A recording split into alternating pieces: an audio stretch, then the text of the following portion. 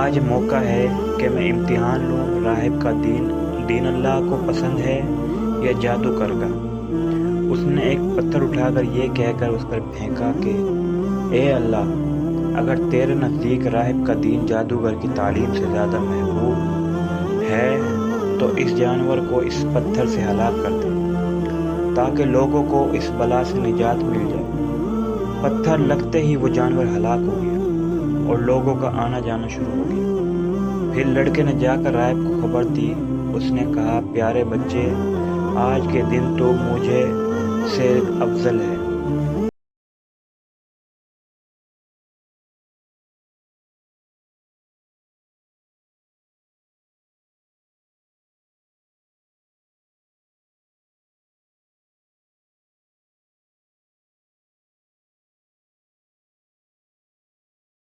کہا، مجھے شفا دے تو یہ سب تجھے دے دوں گا۔ اس نے کہا کہ شفا میرے ہاتھ میں نہیں، میں تو کسی کو شفا نہیں دے سکتا۔ شفا دینے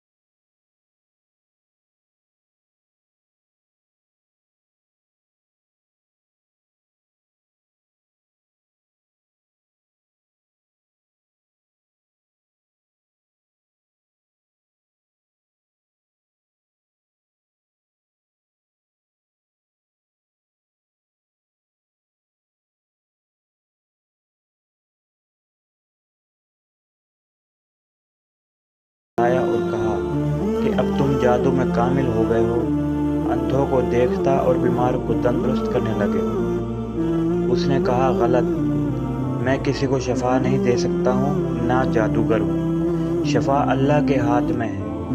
وہ کہنے لگا، اللہ تو میں ہی ہوں۔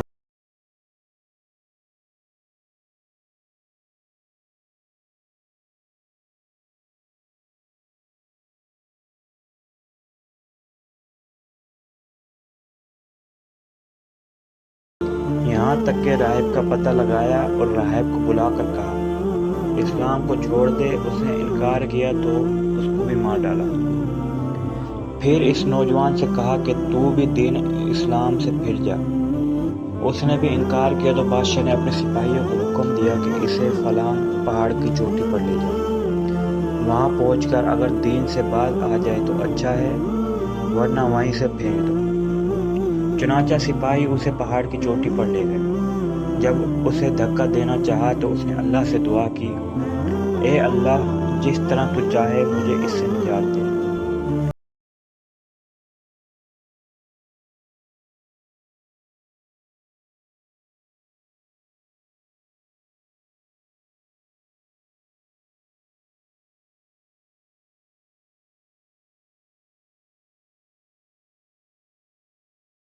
بادشاہ نے اپنے دوسرے سپاہیوں کو حکم دیا کہ اس سے کشتی میں بٹھا کر لے جاؤ اور سمندر میں پھینکاؤ۔ یہ لوگ اس کے لے کر چلے گئے۔ بیچ سمندر میں پہنچ کر جب اسے پھینکنا چاہا تو پھر وہی دعا کی، اے اللہ، جس طرح تو چاہے مجھے ان سے بچا۔ دعا کے ساتھ ہی لہر اٹھی اور سارے سپاہی سمندر میں ڈوب گئے، صرف وہی بچہ باقی بچا۔ پھر وہ بادشاہ کے پاس آیا اور کہنے لگا، میرے رب نے مجھے بچا لیا۔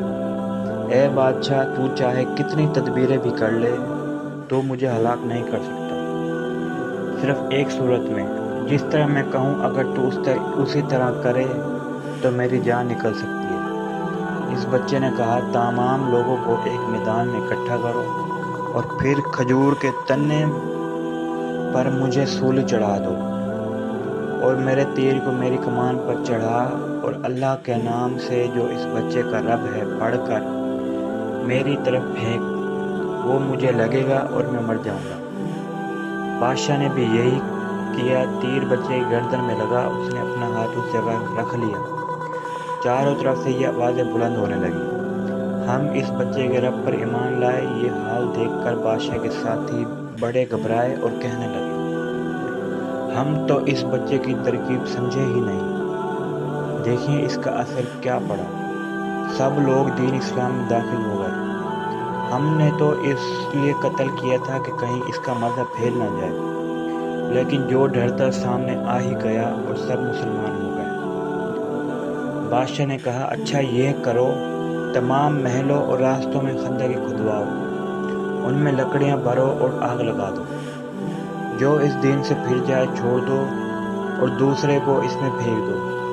مسلمانوں نے صبر، شکیب اور سہارے کے ساتھ آگ میں جلنا منظور کیا اور اس میں کودنے لگے۔ البتہ ایک عورت جس کی گود میں دودھ پیتا چھوٹا سا بچہ تھا ذرا جھچکی تو اس بچے کو اللہ نے بولنے کی طاقت دی۔ اس نے کہا، اماں کیا کر رہی ہو؟ تم تو حق پر ہو، صبر کرو اور اس میں کود پڑو۔